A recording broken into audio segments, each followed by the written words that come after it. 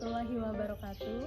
Saya Saumi Aulia Pratiwi, mahasiswa PPG dalam jabatan kategori 2 tahun 2022 Universitas Ahmad Dahlan. Hari ini, Rabu 14 Desember 2022, saya akan melaksanakan uji kinerja di SMA Negeri 2 Kota Bumi, Kabupaten Lampung Utara. Selamat menyaksikan.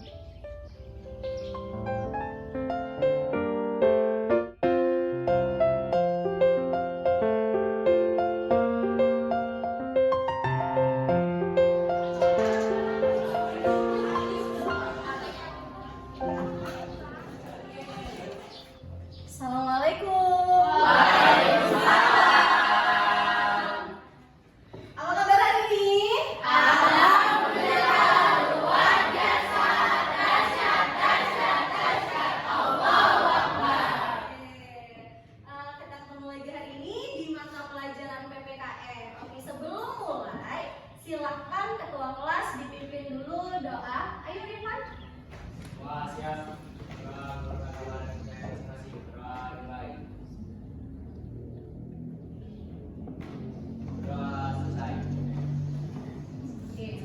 Sebelum kita mulai lagi nih, coba dicek dulu lacinya, bawah-bawahnya masih ada sampah atau tidak? Nggak ada, Bu. Yakin benar nggak ada, Bu? Ya, Oke. Oke. Sudah siap untuk belajar? Siap. Oke, sebelum mulai, seperti biasa Ibu akan mengabsen dulu semuanya. Adinda, April, Bella, Dina, Ferdi, Siti Amalia, Dava, Lian, ada. Oke, untuk semua yang masuk hari ini dijaga kesehatannya karena kan udah beberapa hari belakangan ini hujan panas cuaca nggak menentu ya. Dan kesempatan kali ini kita akan meneruskan pembelajaran kita dari pertemuan yang sebelumnya. Kita masih tetap membahas tentang harmonisasi hak dan kewajiban asasi manusia dalam perspektif Pancasila. Nah, hanya saja pokok bahasan kita ini berbeda dari pokok bahasan sebelumnya, yang mana kita akan membahas tentang kasus-kasus pelanggaran hak asasi manusia. Nah, adapun kompetensi dasar dan indikator adalah yang pertama menganalisis pelanggaran hak asasi manusia dalam perspektif Pancasila dalam kehidupan berbangsa dan bernegara, dan menyajikan hasil analisis pelanggaran hak asasi manusia dalam perspektif Pancasila dalam kehidupan berbangsa dan bernegara. Nah, tujuan pembelajarannya ini apa sih? Nah, Ibu ingin menggunakan model PBL atau Problem Based Learning yang berbeda dari pembelajaran sebelumnya, yang mana pembelajaran kali ini akan berfokus pada masalah tentang pelanggaran HAM nanti yang akan Ibu tampilkan. Apa sih tujuan pembelajarannya? Nah, tujuan pembelajaran kali ini adalah setelah mempelajari materi tentang kasus-kasus pelanggaran hak asasi manusia dengan model pembelajaran Problem Based Learning dan dipadukan dengan metode jigsaw, diharapkan pembelajaran lebih menarik dan kalian sebagai peserta didik mampu untuk menganalisis kasus-kasus pelanggaran hak asasi manusia dengan baik serta dapat menemukan solusi atas kasus-kasus tersebut. Oke, di sini Ibu ingin bertanya, apa yang kalian ketahui tentang HAM? Ada yang masih ingat? Dina, Oh iya, silakan Dina. yang Dina ketahui tentang HAM atau hak asasi manusia adalah hak dasar yang dimiliki manusia sejak lahir. Oke, terima kasih Dina. Aplaus dulu, Dina. Ada pendapat lain tentang HAM? Eva? Sama Bu ya. Oke. Pada tahu ya bahwa hak asasi manusia itu merupakan hak dasar yang dimiliki oleh manusia sejak lahir. Oke, yang kedua, apa sih contoh pelanggaran HAM di sekolah? Siapa? Oke, Ferdi. Contohnya bullying sama bolos sekolah. Oke, bisa. Ada yang lain? Ayo, Iya, ada Pak. kalau di kelas itu melawan guru, Bu. Oke. Juga tidak mengerjakan tugas dari guru. Tidak mengerjakan tugas dari guru. Siapa tuh yang sering kayak begitu tuh? Ada. Oh, nggak ada. Rajin. Ya, lanjutkan ya. Oke, nah materi yang akan kita bahas kali ini adalah kasus pelanggaran hak asasi manusia. Apa sih yang dibilang sebagai pelanggaran? Pertama adalah faktor internal. Kalau faktor internal itu faktor yang berasal dari mana sih? Dari dalam diri pelaku. Yang kedua ada faktor eksternal, yaitu faktor yang berasal dari luar. Oke, nah faktor internal itu ada apa saja sih? Kurangnya rasa tanggung jawab, kemudian egois, kemudian tidak toleran, kemudian yang eksternal atau yang berasal dari luar diri pelaku itu apa saja sih? Penyalahgunaan kekuasaan, kemudian tidak tegasan aparat penegak hukum. Banyak ya di mana-mana ya. Nah, berikut ini ada nih beberapa contoh kasus pelanggaran HAM yang terjadi di Indonesia.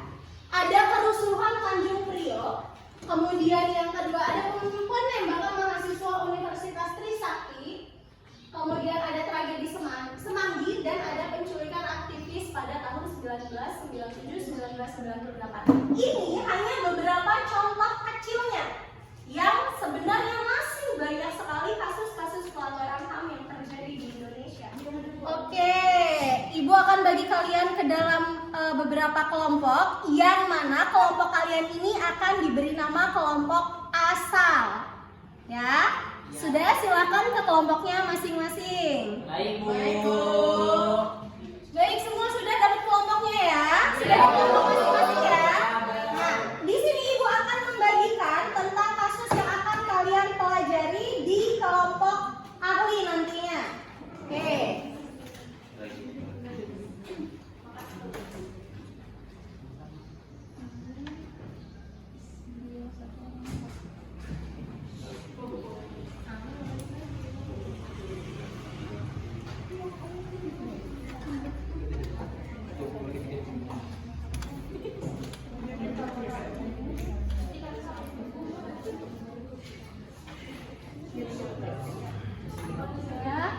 Oke, gimana semua sudah dapat masing-masing kesuk materinya?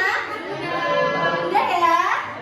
Oke, silakan yang mendapat tulisan kasus atau tragedi Trisakti tunjuk tangan.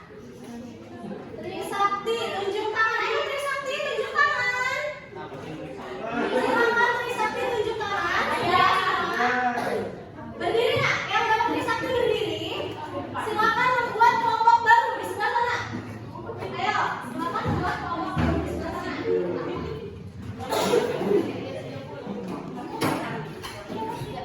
Untuk yang dapat peristiwa G30 SPKI tunjuk tangan. Silakan di kelompok baru di sebelah sini. Silakan kalian cari tahu sebanyak-banyaknya apa yang terjadi di masing-masing kasus yang telah kalian pegang. Mulai dari penyebab kasus itu terjadi, kemudian sudah ditulis penyebab kasus itu terjadi, kemudian yang kedua, hak apa saja yang dilanggar, dan yang ketiga, bagaimana penyelesaiannya atau upaya apa yang dilakukan untuk menyelesaikan kasus tersebut. Nah, untuk bahan bacaan, untuk menjadi patokan kalian mencari isiannya, Ibu akan bagikan kalian handout materi untuk membantu menyelesaikan masalah. Ini apa?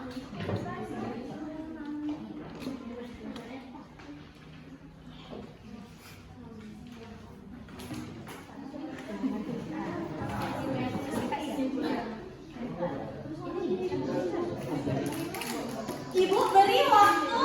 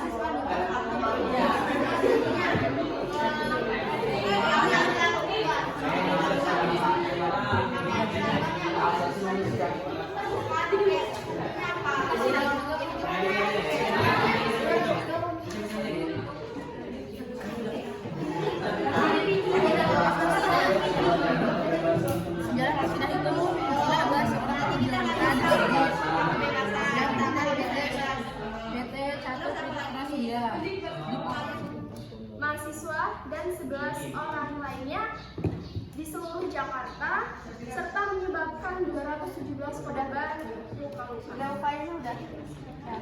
Kamu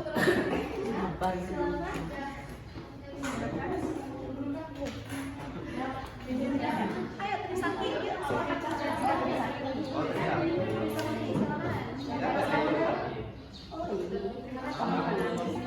Oke, jadi gini, latar belakang dan penyebabkan Oke, jadi gini, latar belakang yang menyebabkan tragedi Trisakti yaitu para mahasiswa menuntut tanggung jawab pemerintah atas terjadi krisis ekonomi.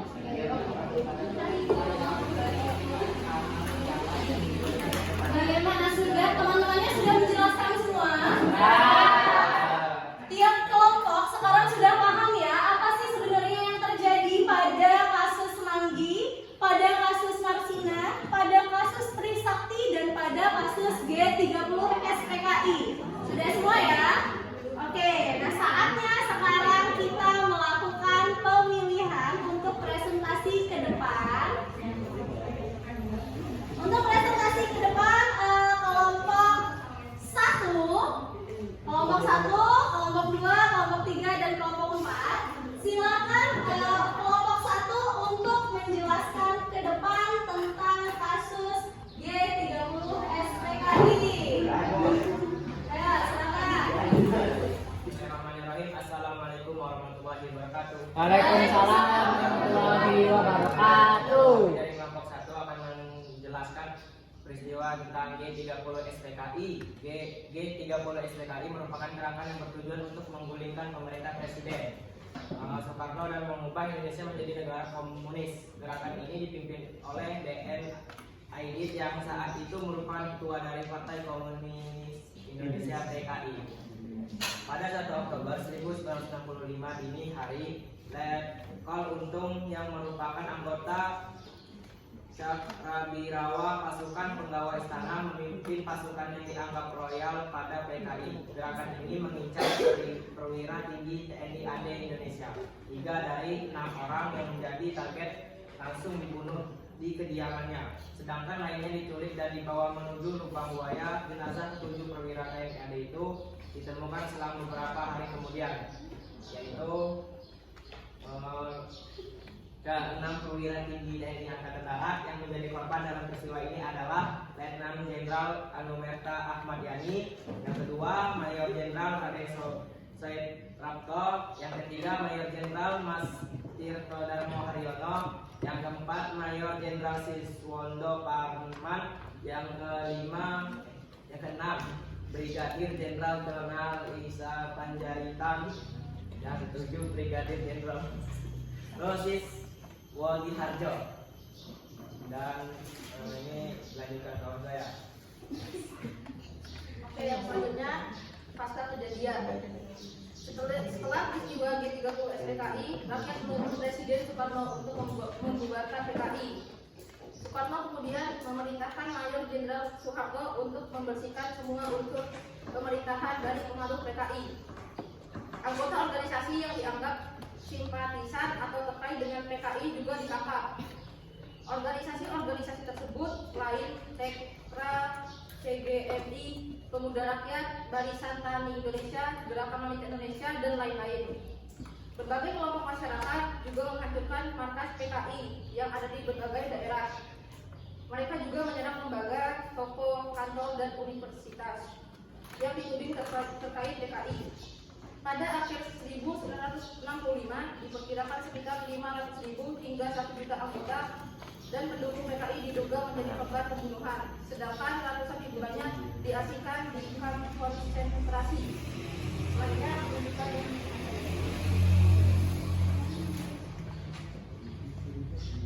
secara umum G30 SPKI dilatar belakangi oleh dominasi ideologi nasionalisme, agama, dan komunisme atau nasakom yang berlangsung sejak era demokrasi terpimpin diterapkan, yakni tahun 1959 sampai 1965 di bawah kekuasaan Presiden Soekarno. Faktor penyebab G30 SPKI adalah bahwa saat itu di dalam badan militer sudah terjadi perpecahan yang akan menyebabkan terjadinya pembagian faksi yang bertujuan untuk saling memperebutkan kekuasaan dan pengaruh. Di dalamnya ada sebagian kecil yang juga berperan sebagai simpatisan PKI. Kasus G30 SPKI melakukan kasus pembunuhan, pemusnahan, pembudakan, pengisiran, penyiksaan, perampasan kemerdekaan dan kebebasan fisik, pemerkosaan, dan penghilangan orang secara paksa. Hal ini melanggar hak untuk hidup, hak untuk tidak disiksa, hak untuk merdeka. Selanjutnya dilanjutkan. Dan saya G30 SPKI dilakukan melalui mahkamah militer luar biasa yang mengendarai anggota ABRI dan tokoh PKI yang terlibat. Jawaban panjang. Anggota ABRI yang diduga terlibat dalam gerakan 30 September disidang dalam mahkamah militer luar biasa. Mahmilur. Anggota ABRI yang diduga Itu tadi penampilan dari kelompok 1. Sekarang silakan selanjutnya kelompok 2 dengan kasus Marsina untuk menjelaskan ke depan hasil dari pekerjaan kelompoknya.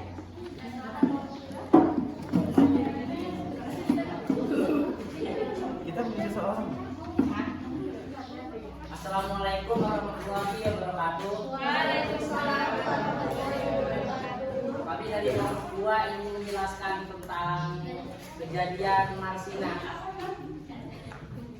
Secara kasus, Marsina adalah seorang pekerja wanita di pabrik jam tangan PT Catur Putra Surya di Porong, Sidoarjo, Jawa Timur.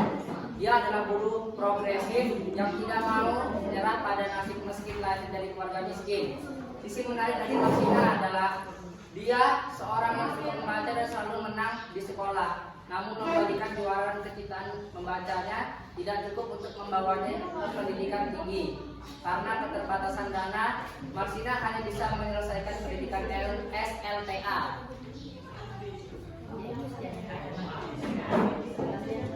Meski sudah lama tidak aktif, ia aktif membela rekannya yang kerap melakukan tidak adil oleh manajemen perusahaan.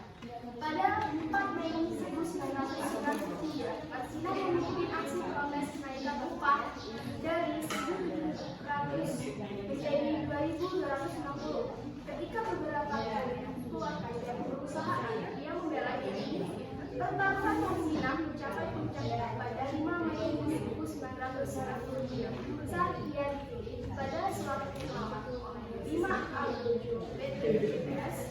Menurut mereka, Marsina memang pantas disiksa karena perbuatannya merugikan perusahaan.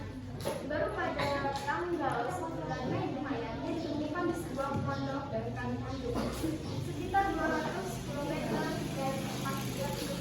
Kematian Marsina yang tidak wajar mendapat respon keras dari para aktivis dan masyarakat luas. Mereka menuntut aparat keamanan mengusut dan mengadili para pelaku karena simpati dan solidaritas terhadap Marsina. Ada aktivis untuk Komite Solidaritas Marsina atau KSUM. Penyebab terjadinya Marsina itu faktor penyebabnya adalah masalah ekonomi di mana Marsina mewakili pekerja buruh lainnya menuntut kenaikan gaji. Hak yang dilanggar oleh Marsina adalah kasus pembunuhan Marsina merupakan pelanggaran hak asasi manusia berat karena telah melanggar hak hidup seorang manusia dan juga karena sudah melanggar dari unsur penyiksaan pembunuhan sewenang-wenang di luar putusan pengadilan tertentu.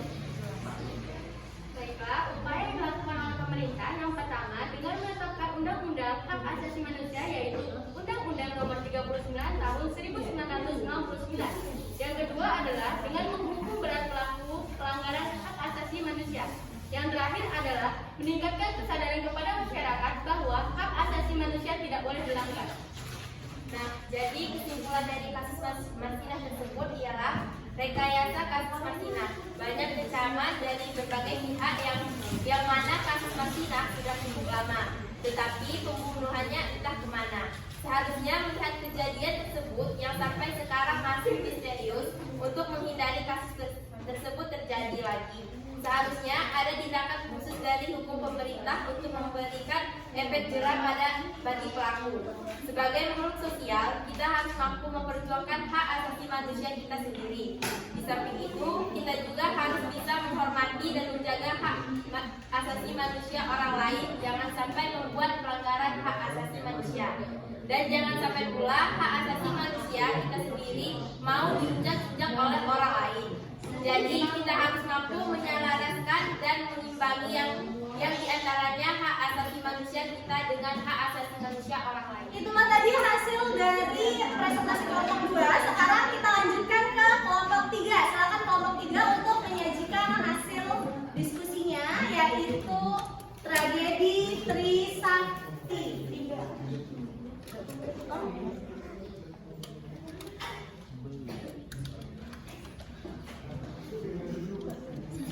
Assalamualaikum warahmatullahi wabarakatuh. Waalaikumsalam warahmatullahi wabarakatuh. Kami dari kelompok 3, di sini kami akan membawakan yaitu membacakan dari tragedi Trisakti. Sejarah kasus tragedi Trisakti. Tragedi Trisakti merupakan peristiwa penembakan yang terjadi pada tanggal 12 Mei 1998 terhadap sejumlah mahasiswa saat melakukan demonstrasi menuntut Presiden Soeharto turun dari jabatannya. Setelah itu, pemerintahan masa Orde Baru sedang berlangsung selama 32 tahun, tepatnya dari tahun 1996 hingga 1998. Pemerintahan yang dipimpin oleh Presiden Soeharto memiliki berbagai kebijakan yang baik untuk keberlangsungan bangsa Indonesia. Namun juga ada kebijakan yang tidak memihak pada rakyat. Ada 4 mahasiswa yang tewas tertembak dalam kampus, terkena peluru tajam di tempat-tempat vital seperti kepala, tenggorokan, dan dada. Peristiwa penembakan 4 mahasiswa Universitas Trisakti digambarkan dengan detail dan akurat oleh seorang penulis sastra dan jurnalis, Anggi Dwi Widowati, dalam karyanya berjudul Langit Merah Jakarta, yang akan berikutnya dibaca oleh teman-teman.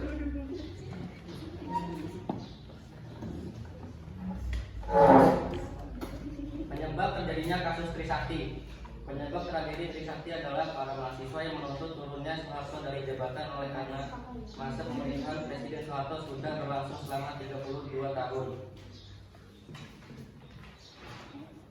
Selain itu, para mahasiswa dan rakyat yang turun ke jalan memaksa pemerintah untuk mengatasi praktek korupsi, kolusi, dan nepotisme atau KKN yang membuat negara mengalami krisis moneter. Berbagai kebijakan berbuat untuk membuat rakyat, tetapi banyak juga kebijakan yang tidak berpihak kepada rakyat dan bahkan cenderung menuju kekuasaan absolut. 4 korban yang meninggal dalam tragedi Trisakti adalah Heri Hartanto, Hafidin Royan, Hedriawan Sie, dan Elang Mulia Lesmana. Keempat mahasiswa ini tertembak saat berada di dalam kampus. Jika kalian ingin tahu, Anggi Dwi Widowati menjelaskan dengan detail peristiwa ini dalam bukunya yang berjudul Langit Merah Jakarta. 23 tahun setelah peristiwa tersebut, tapi penegakan hukum masih belum menemui kejelasan.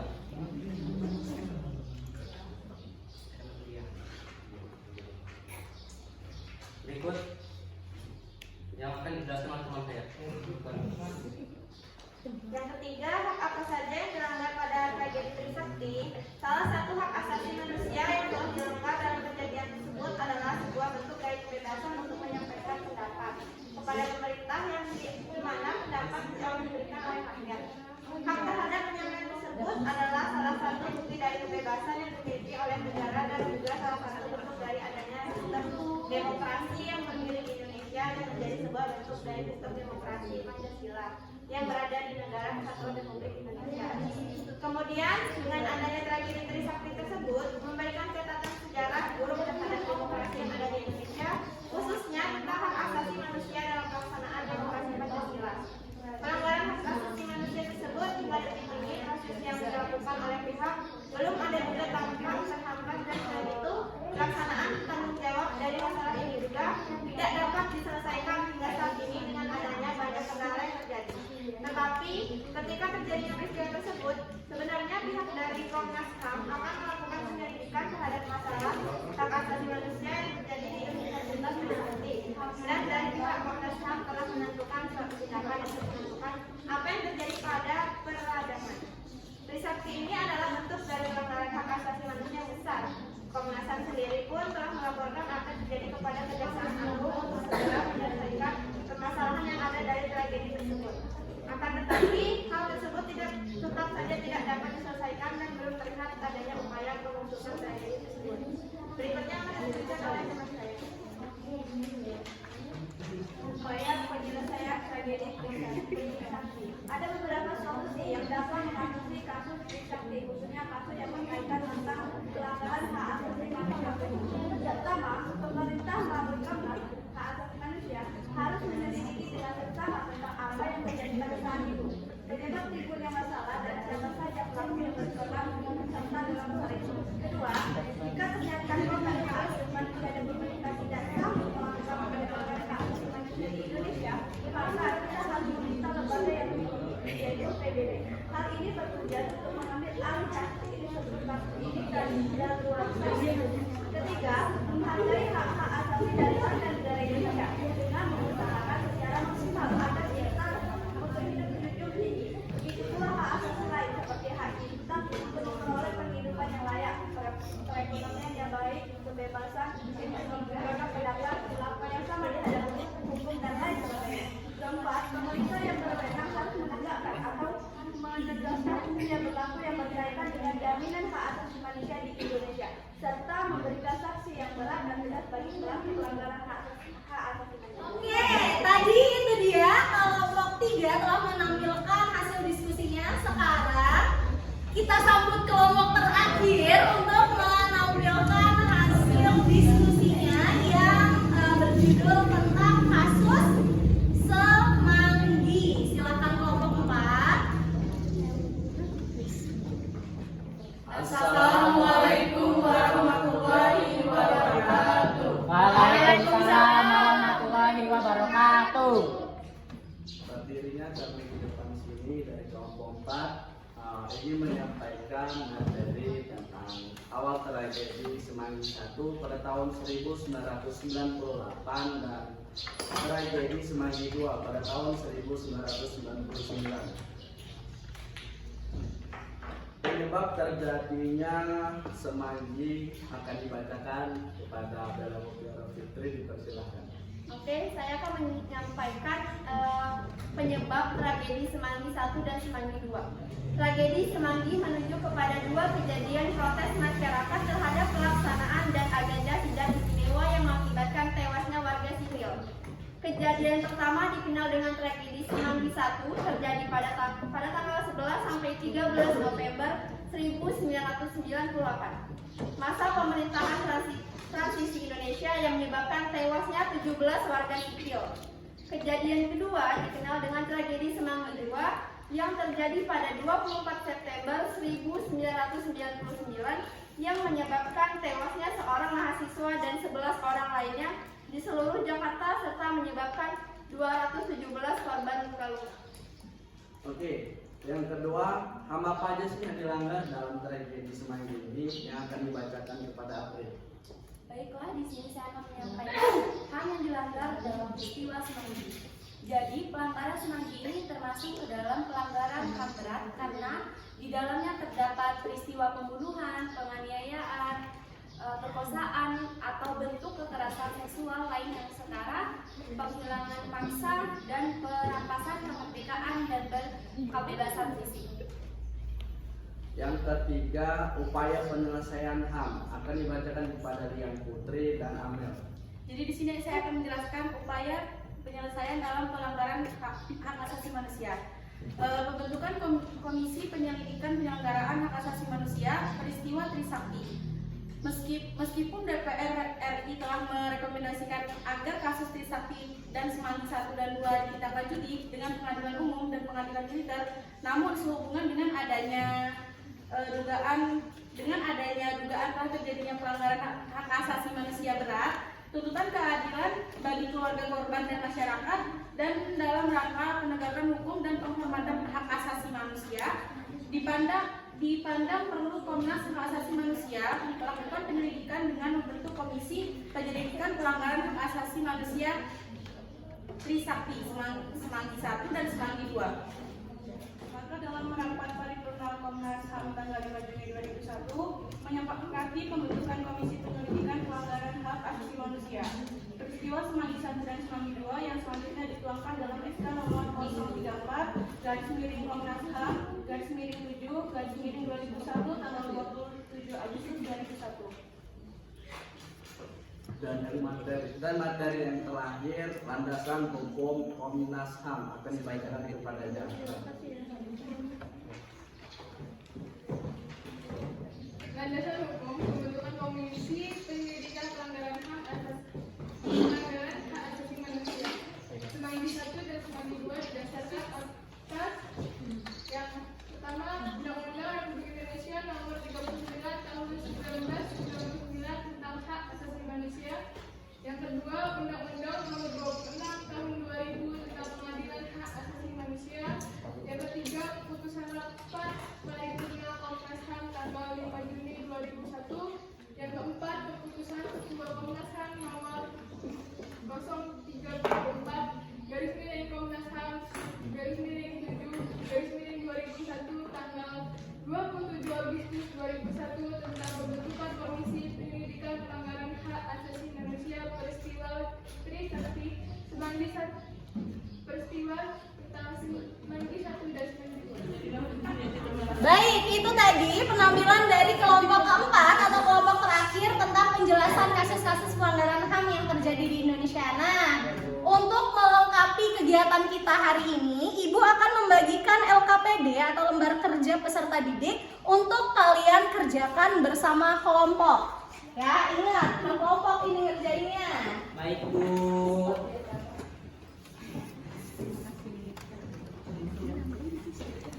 Langsung ya Bu. Ya, silakan dikerjakan secara diskusi dengan temannya dan Ibu beri waktu langsung ditentukan. Silakan dikerjakan. Baik Bu.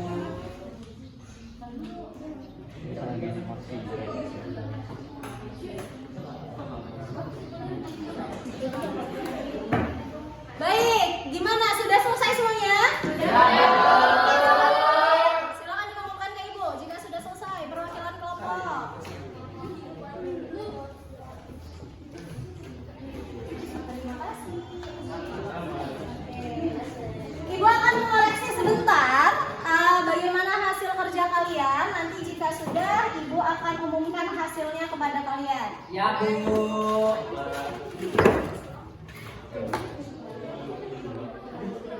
Oke, baik. Ini LKPD-nya sudah Ibu koreksi, semua hasilnya baik dan kalian bisa mengerjakan semuanya dengan baik. Ayo aplaus dulu untuk kita semua.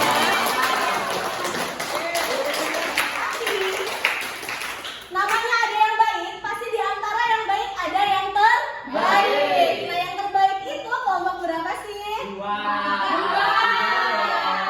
Pengerjaan yang terbaik di sini didapatkan oleh kelompok 4. Silakan masuk ke kelompok 4. Silakan masuk ke kelompok 4. Oke. Untuk kelompok 4 ada bingkisan dari Ibu. Oke, bingkisan untuk kelompok 4 dari Ibu. Semoga nanti keluar ke kelompok-kelompok lainnya. Biar semua semangat untuk belajar. Oke, terima kasih kelompok 4. Silakan balik ke masing-masing kelas lagi.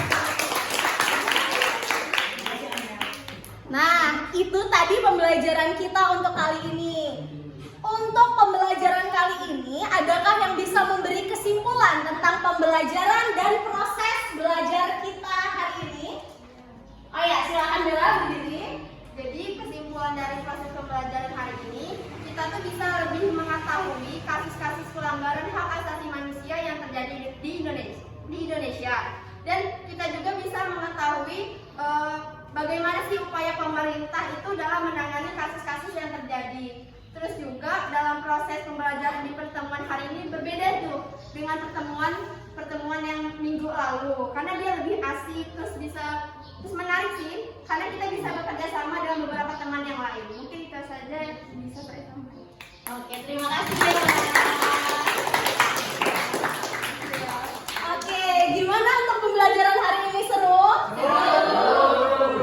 Untuk pembelajaran selanjutnya, mau menggunakan model-model pembelajaran yang lain lagi? Nih, Ibu cukupkan untuk pertemuan kali ini. Dan untuk pertemuan selanjutnya kita akan membahas tentang bab selanjutnya. Ya, terima kasih untuk pertemuan kali ini. Sebelum pulang, silakan ketua kelas untuk memimpin doa terlebih dahulu. Semua siap. Doa buat agama yang masing-masing. Doa mulai. Bismillahirrahmanirrahim. Berdoa selesai. Beri salam.